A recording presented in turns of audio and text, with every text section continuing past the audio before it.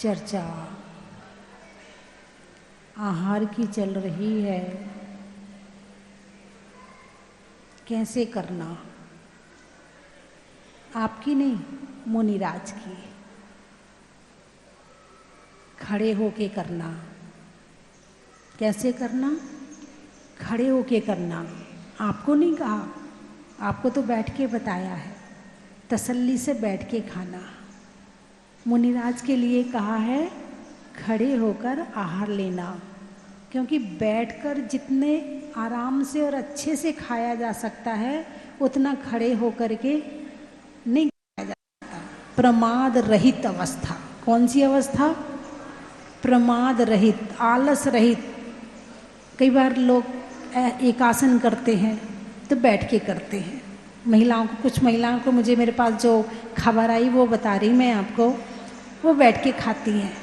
उन्होंने खाना खाया, फिर वहीं लेट गई, फिर लेट के उठी, फिर पानी पी लिया, फिर वहीं लेट गई, फिर उठी तो थोड़े फल खा लिए, फिर वहीं लेट गई, फिर आखिरी में आधा घंटा बाद चाय पी ली। अब उनका एक आसन हो गया। क्या हो गया?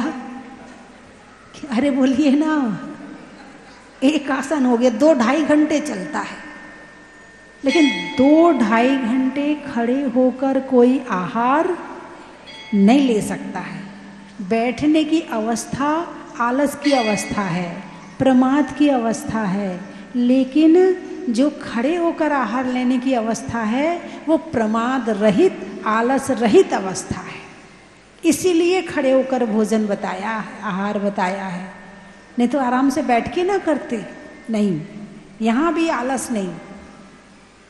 खड़े होके सामायिक करो, खड़े होके आहार करो। क्योंकि खड़ा वाला व्यक्ति, जैसे मान लो कुछ हो जाए और आपको भागना हो, तो बैठे वाला पहला भागेगा कि खड़े वाला पहला भागेगा? खड़े वाला। तो खड़े वाली अवस्था प्रमाद रहित अवस्था है। जल्दी मोक्ष जाना है, जल्दी कर्मों को काटना है, इसलिए खड़े होके। चौकीदारी कैसे करी जाती है? बैठ के या खड़े होके? बोलिए ना, खड़े होके। और कोई बैठ जाए तो, जब बैठ गया तो फिर नींद भी आ जाएगी, नींद आएगी तो सो भी जाएगा। फिर चौकीदार किस बात का? यदि सो गया तो किस बात का? तो चौकीदार को क्या कहा? खड़े होके।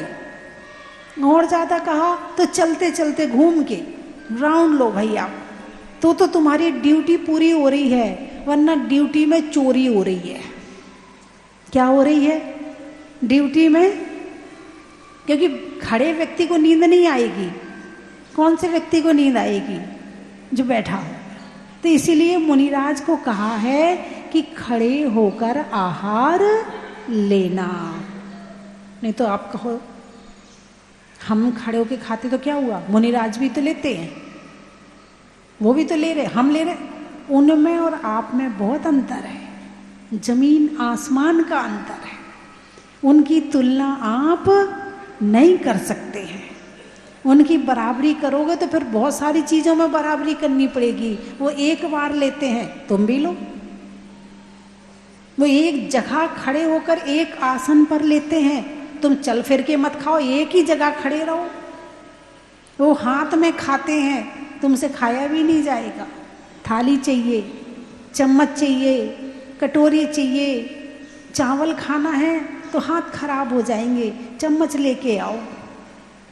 बिना चम्मच के चावल तुमसे खाए नहीं जाएंगे। और यहाँ तो पूरा हाथ ही आहार में हो रहा है। हाथ में आहार क्यों करते हैं? कोई बता सकता है? अरे बोलिए ना, हाथ में आहार क्यों करते हैं? इसके पीछे रीज़न क्या है? इसके पीछे कारण क्या है? हाथ में आहार करने के पीछे स्वाधीनता। क्या है? स्वाधीनता। यदि थाली में खाएंगे, थाली हमारे पास है नहीं क्योंकि सब कुछ छोड़ दिया है ना। चम्मच छोड़ दी, कटोरी छोड़ दी, सब परिग्रह छोड़ दिया। अब हमारे पास क्या बचा? कुछ भी नहीं। तो हाथ ही है हमारे पास। यदि थाली, चम्मच, कटोरी ग्रहण करते हैं तो दोष लगता है। क्या होगा? दोष लगेगा। इसलिए दोष ना लगे तो स्वाधीन चर्या। कौन सी चर्या? स्वाधीन चर्या। स्व अधीन, अपने अधीन। क्या है? अपने हाथ है। इसलिए भैया जो तुम दोगे सो ले लेंगे, नहीं दोगे सो कोई बात नहीं है। अब थाली में लेकर बैठेंगे तो फिर सारी सजी हुई थाली चाहिए, कुछ कम नहीं होना चाहिए। थाली में तो कमी पता चल जाएगी फटाफट, लेकिन हाथ में लेंगे, दे दिया तो ठीक और भूल गए तो ठीक। और होता भी है बहुत बार, जब चीज़ें बनाते हो तो 2-4 चीज़ें तो भूल ही जाते हो हैं। बाद में भले पछताते रहो, अरे भूल गए भूल गए भूल गए, लेकिन उस समय तो, लेकिन मुनिराज के मन में कोई खेद नहीं आता है। तो हाथ में आहार करने का मतलब है स्वाधीन चर्या। जब मैं अपनी बात बताऊं, जब शुरू शुरू में दीक्षा ली थी और हाथ में आहार लिया तो पेट ही नहीं भरता था, ऐसा लगता था कुछ खाया ही नहीं अभी। तो जो थाली और उसमें आता है वो हाथ में सुख नहीं होता है। इसीलिए स्वाधीन चर्या के लिए क्या बताया है? हाथ में आहार करना। एक बार दिन में ले आहार, खड़े अलप निज पान में। कितने हाथों से आहार करते हैं? दोनों हाथों से। आप कितने हाथों से खाते हो? एक हाथ से। कितने हाथ से खाते हो? कमाते कैसे हो? दोनों हाथ से। और खाते कैसे हो? एक हाथ से। और साधु कमाते हैं क्या? नहीं कमाते। और खाते कैसे हैं? हैं? और आहार देने के बाद क्या कहते? धन्य हो गए हम तो। क्या कहते हो? धन्य हो गए, आपके चरण हमारे यहाँ पड़ गए, हमारा घर पवित्र हो गया, हमारा घर धन्य हो गया। कहते हो कि नहीं कहते हो? कहते हो ना। अच्छा ये बताओ, आपके बच्चे का जन्मदिन है, उसके इतने सारे दोस्त आए, 25-50 दोस्त आए, सबके लिए बढ़िया बढ़िया भोजन बनाया, खिलाया। खिलाने के बाद वो सब चले गए अथवा बैठे हैं, तो कभी ये कहा अरे हम तो धन्य हो गए, हमारा घर तो पवित्र हो गया, इतने सारे मित्र आ गए, फ्रेंड आ गए, इतने सारे दोस्त आ गए, हमारा घर तो पवित्र हो गया, धन्य हो गया हमारा घर। कभी कहा है? नहीं कहा है। 50 आए, धन्य नहीं हुए। 1 आए, धन्य हो गए। 1 आए तो धन्य हो गए। क्यों? कारण बताओ। दोस्तों ने, बच्चे के दोस्तों ने ऐसा क्या काम नहीं किया कि आप धन्य नहीं हुए? और साधु ने ऐसा क्या काम कर लिया कि आप एक साधु को आहार देके धन्य हो गए? क्या किया उन्होंने ऐसा? अरे बोलिए ना, कुछ तो दिमाग लगाओ आप भी अपना, थोड़ा दिमाग अपना भी तो लगाया करो। दुनिया के लिए सोचते हो, थोड़ा चिंतन मनन के लिए भी अपना दिमाग लगाया करो। ऐसा क्या काम किया साधु ने कि आप धन्य हो गए हैं? तपस्या करी। क्या किया? 12 तप किए, मूल गुणों का पालन किया, है ना, और कषाय और पापों से दूर हुए, राग द्वेष मोह से दूर हुए, इससे हुई पाप कर्मों की निर्जरा, हुआ पुण्य का प्रकाश, और इससे हुई वीतरागता का उद्भव। राग रहित होकर के जो साधना करी है उससे जो वीतरागता आई है वो वीतरागता ही धन्य बनाती है। क्या? और वो दोस्त कैसे हैं? रागी, द्वेषी, मोही हैं।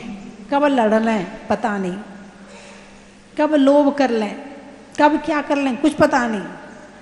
इसीलिए वीतरागता जहाँ है, जहाँ त्याग है, संयम है, तप है, मूल गुणों का पालन है, वहाँ पर धन्यता आती है। वो भी धन्य हो गए और तुम भी धन्य हो गए। है ना। तो आहार आप लोग देते हो नहीं देते हो? ऐसा कौन कौन है जिसने अभी तक आहार दिया है? हाँ, आहार दिया है, अपने घर में चौका लगाया है और आहार दिया है। अच्छे से हाथ उठाओ।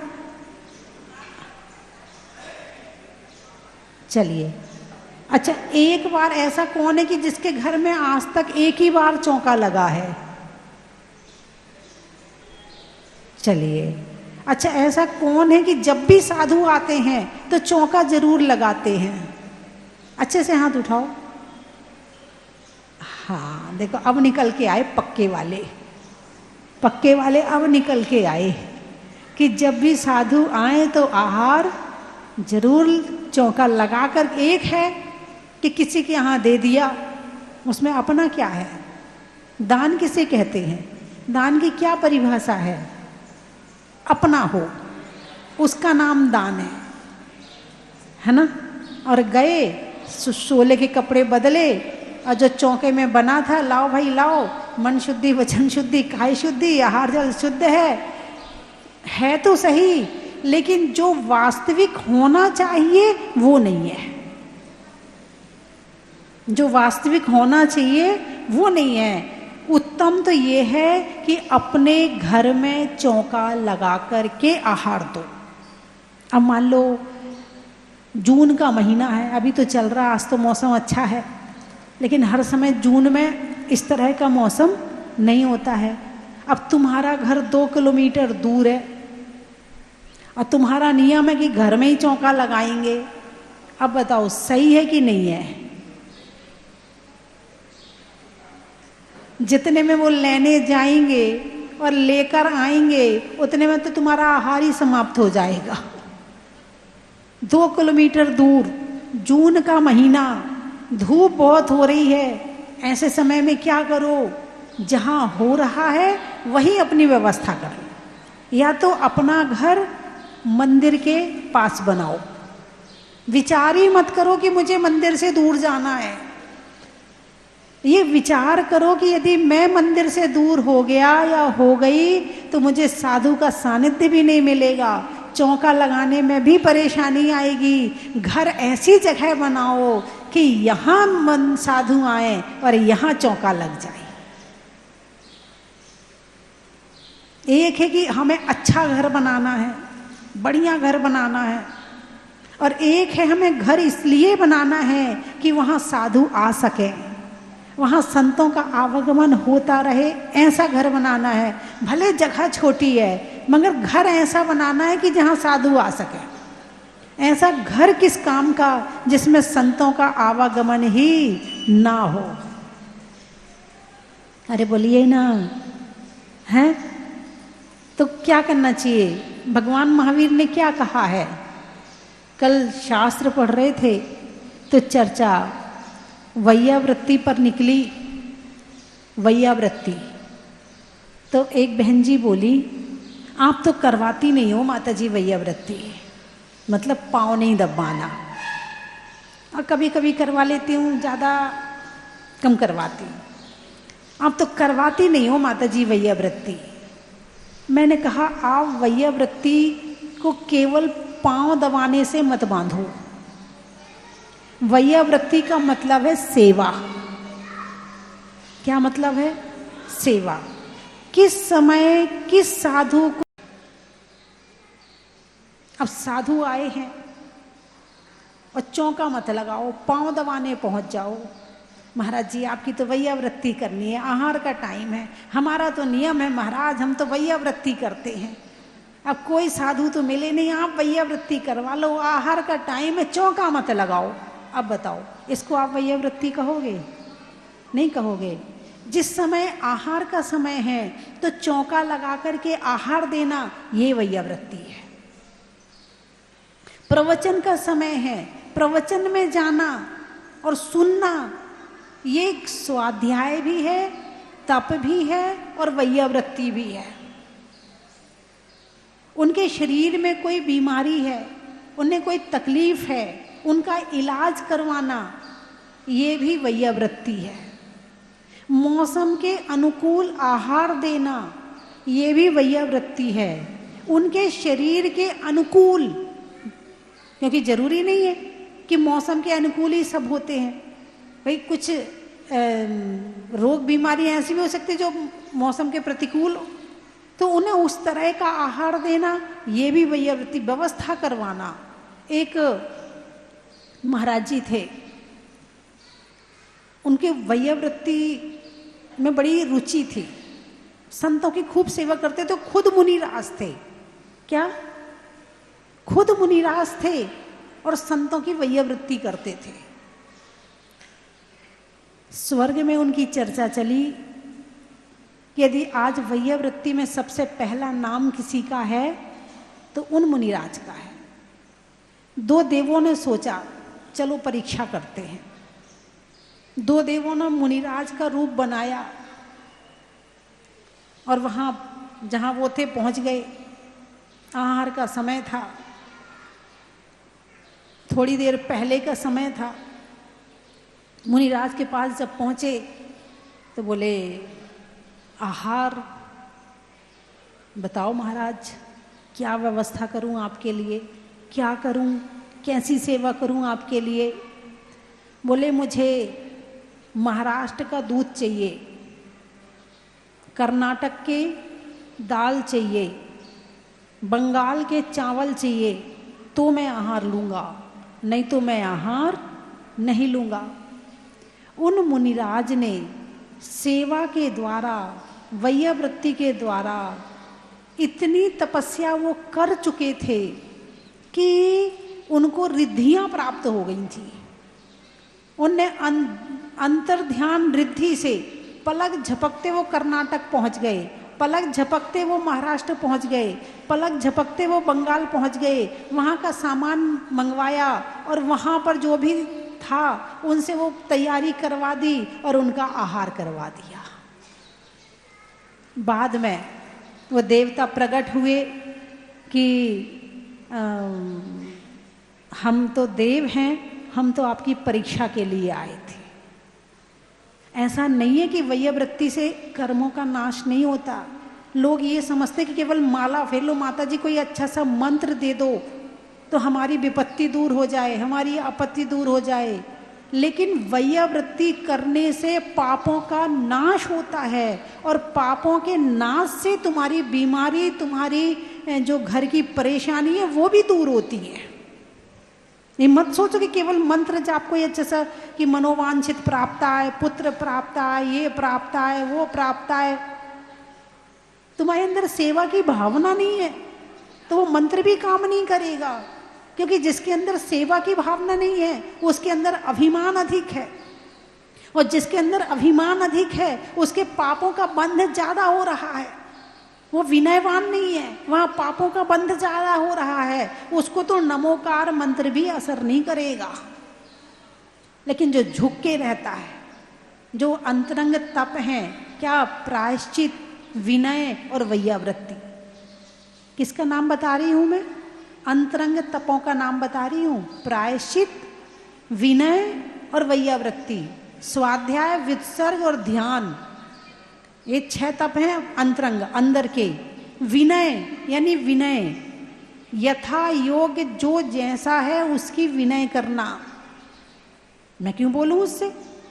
उसने गलती करी, वो जाने, अकड़े पड़े हैं। ये अकड़ है ना, मुर्दे की पहचान है, और झुकना इंसान की पहचान है। तो विनय और वैयावृत्ति दोनों को अलग अलग किया। जिसके अंदर विनय होगी वो वैयावृत्ति करेगा, और जिसके अंदर विनय नहीं होगी वो वैयावृत्ति नहीं करेगा। हाँ, दिखाने के लिए कर सकता है, फोटो खिंचाने के लिए। जैसे पांव दबाने आए, फोटो खींचना मेरी।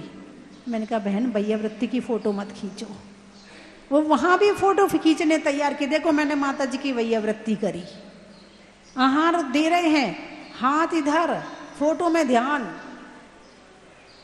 भावना ही नहीं है। फोटो के अलावा तुम्हारे अंदर कोई भावना ही नहीं बची है। तुम्हारे भाव केवल फोटो की तरफ रहते हैं, ना आहार की तरफ है, ना सेवा की तरफ है, ना विनय की तरफ है, ना वैयावृत्ति की तरफ है। तुम्हारे भाव सब चीज से खत्म होके केवल एक ही तरफ भाव बचा है, फोटो खींच लो बस। एक व्यक्ति आता है दर्शन करने के लिए तो 4 मिनट खाता है, हालांकि मैं देती नहीं हूं हर समय, उसकी कोशिश तो पूरी रहती है। अब वो 4 मिनट कैसे खाता है? अब वो दर्शन करने आया है या दर्शन देने आया है? जब तक उसकी तरफ देखो ना, माता जी बदनामी, माता जी बदनामी, पहले उन्हें देखो, तुम बदनामी करने आए या खुद को दिखाने आए? प्रश्न, तुम्हें बदनामी करना नहीं आया। तुम भगवान के दर्शन करने आते हो तो भगवान तो तुम्हें नहीं देखते ना, इसलिए तुम अच्छे से दर्शन नहीं करते हो। और वो ही बात फिर यहां लागू, तुम देखो तो माता जी तो देखती नहीं है, यदि नहीं देखो तो माता जी तो देखती नहीं है। 3 बार बदनामी कर ली, सुनती नहीं है माता जी तो। हाँ, वो माता जी बहुत अच्छी थी, वो तो देखती भी थी, मुस्कुराती भी थी और आशीर्वाद भी देती थी और पूछती भी थी, वो तो बहुत अच्छी थी। अब बताओ, दर्शन में और जो मैंने ये बताया ये क्या है? तो 1 मिनट यहां गया, फिर दूसरे मिनट उनकी तरफ देखो, मुस्कुराओ थोड़ा सा, तो उन्हें लगता हाँ अच्छा माता जी ने देख लिया, अच्छा। अब तीसरा मिनट फोटो का, माता जी एक फोटो, माता जी एक, बस एक फोटो। अब फोटो खिंचवाओ तो सेट होने में 2 मिनट तो लग ही जाते हैं।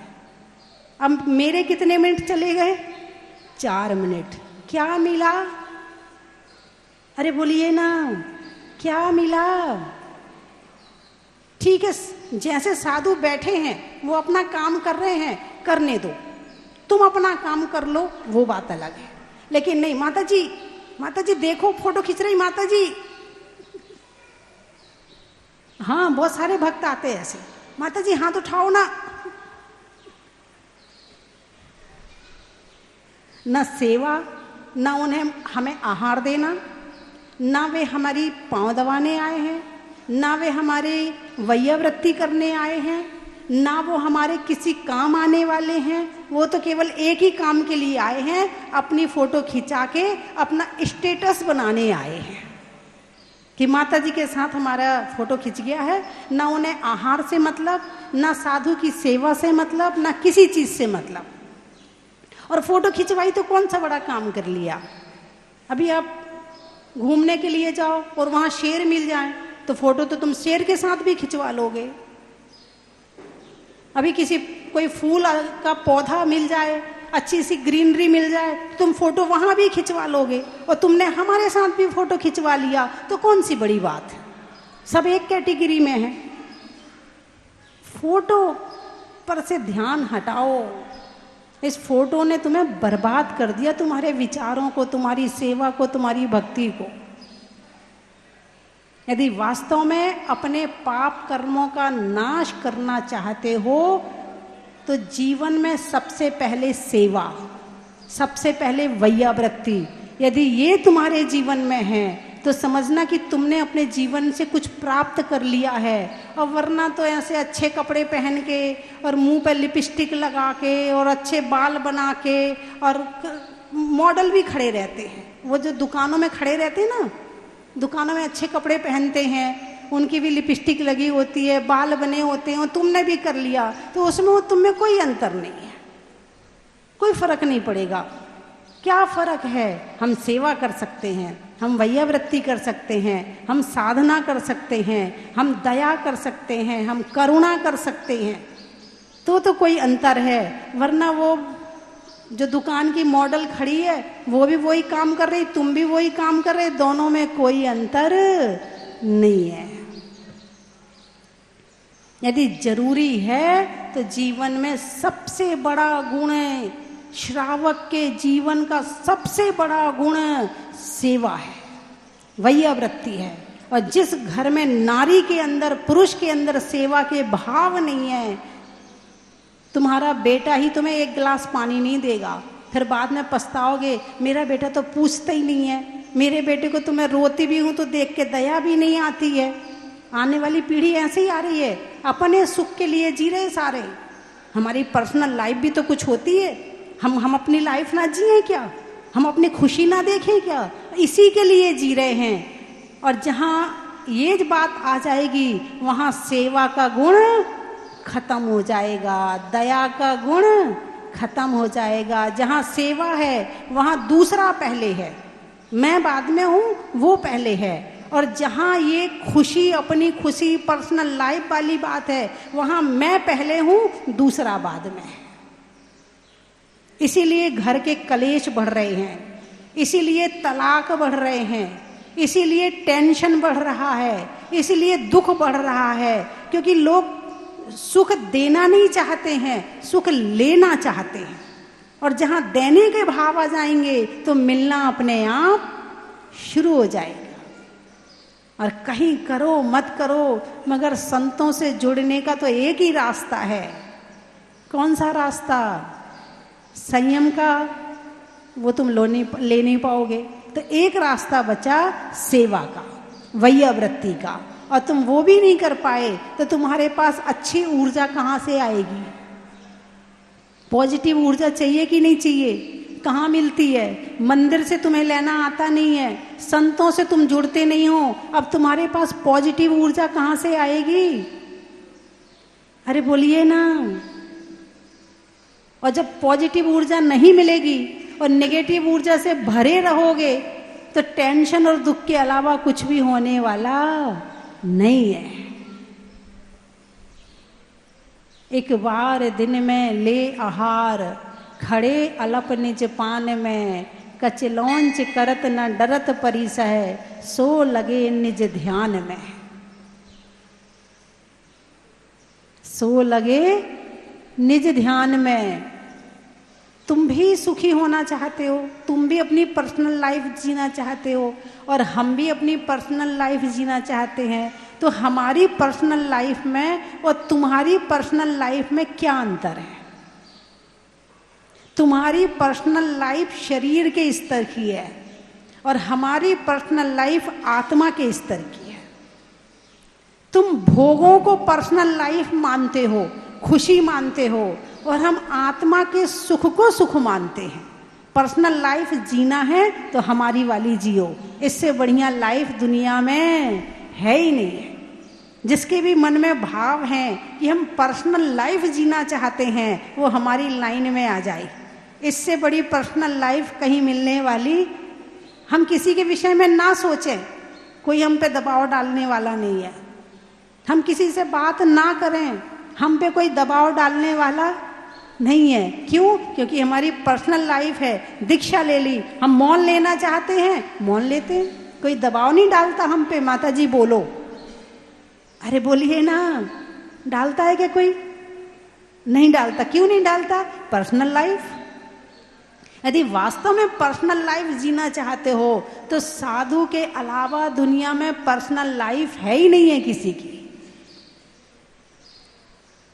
और जब तुम्हारी पर्सनल खाने के, पीने के का छोटे छोटे टुकड़ों के बीच में पड़े हो, इससे बड़ा सुख है दुनिया में, उसकी तरफ ध्यान दो। जब तक आप बड़े सुख की तरफ ध्यान नहीं दोगे तब तक ये तुम्हें टुकड़े वाला सुख बड़ा लगता रहेगा, और इसके लिए लड़ते रहोगे, दूसरों को सताते रहोगे और खुद भी सताए जाओगे। बात समझ में आई? अरे बोलिए ना, आई या नहीं आई? बोलो आ गई, बोलो आ गई, जोर से बोलो आ गई, बोलो आ।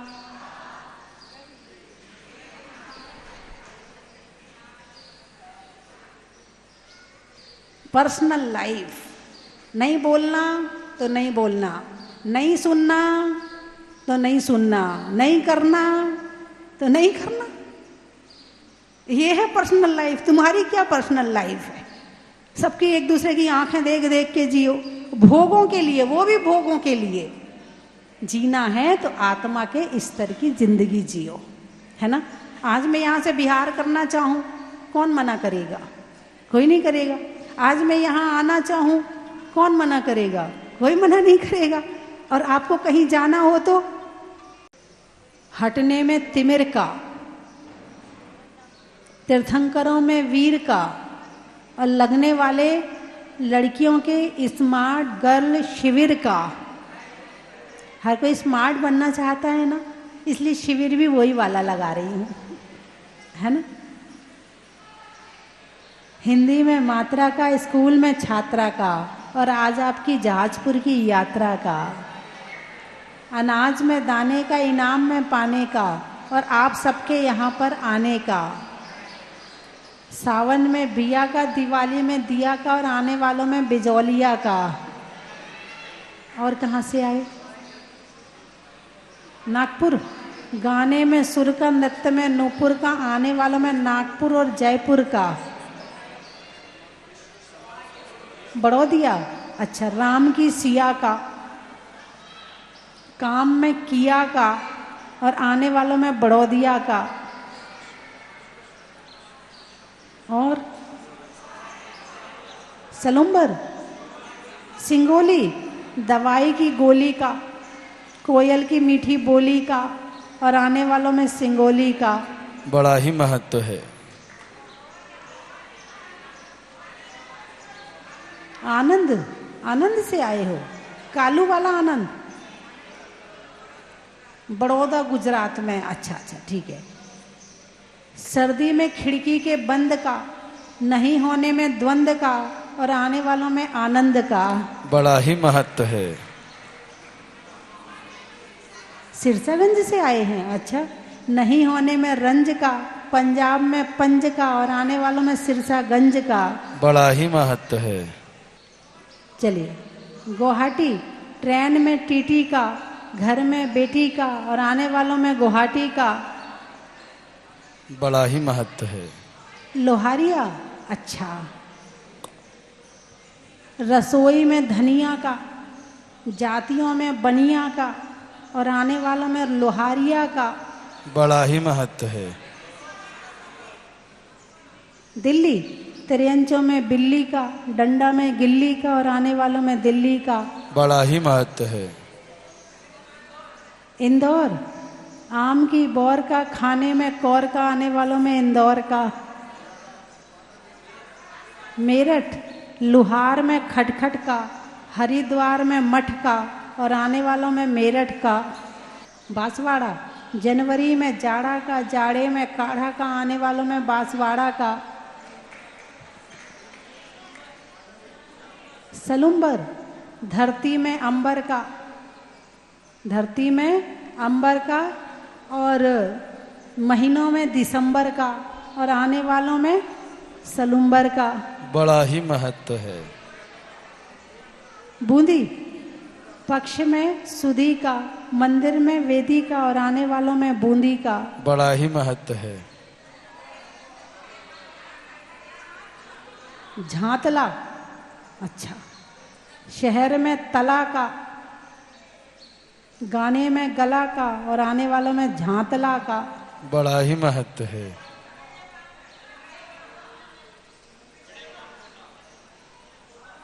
गड़ेबान। अच्छा, धनुष में बाण का, तीर में कमान का, और आने वालों में गड़ेबान का। बड़ा ही महत्व है। महुआ, रिश्तों में बुआ का, पक्षियों में सुआ का, और आने वालों में महुआ का। बड़ा ही महत्व है। अनाज में चना का, पेड़ में तना का, और आने वालों में गुना का। बोलिए 24वें भगवान की जय।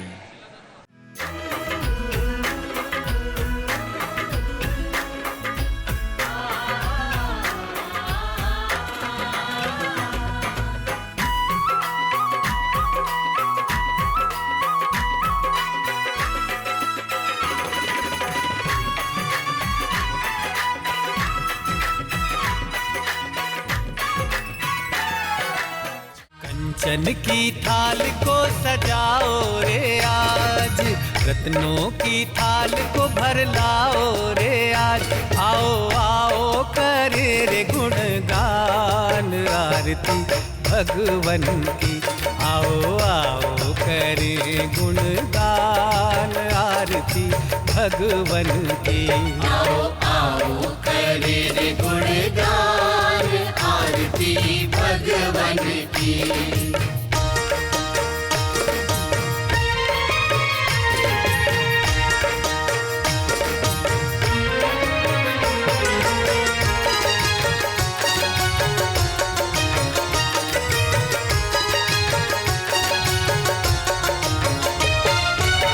पिता सुमित्र के राज दुलारे, माँ पद्मा जी के नैनों के तारे। पिता सुमित्र के राज दुलारे, माँ पद्मा जी के नैनों के तारे।